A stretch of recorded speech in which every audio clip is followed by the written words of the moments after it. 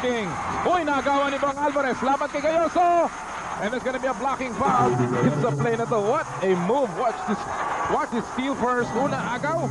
And then, talagang si Alvarez nagpapakamatay. Meneses. Bibigyan siya ng foul ni Bong Alvarez. They are in the penalty.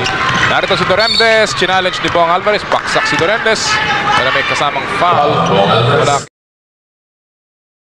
Wala kay Mr. Excitement. Really rode high and leaned on the heroics of Bong Alvarez in the third period. In fact, may planong pumunta dyan sa may Quiapo. Baka magdasal na lang muna sa bahay. Maiintindihan naman tayo ng dasal na ito. Samantala, dumaan sa depensa si Paul Alvarez. Dinaanan si Marlo Aquino and a 3-point play opportunity. Jerome Lane sees Bong Alvarez a bit long, and Kumaren bounces it off. Rather, Alvarez bounces it off Kumaren, but Alvarez hit the. well, he hit the back support. Yeah.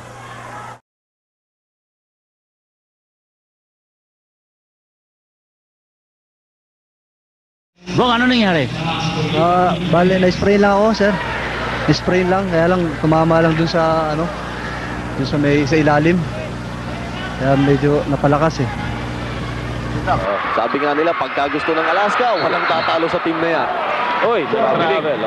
Pumunta tayo, coach, doon sa play na yun at babalikan natin yung Alaska mamaya. Sinubukan ni Alvarez yung palobong tira. Ang problema, ayan, no? Yung finger roll niya. Nabigla yata siya, nandun yung kamay ng konti ni EJ File at naghahaman yung kanyang tira. Going back to Alaska.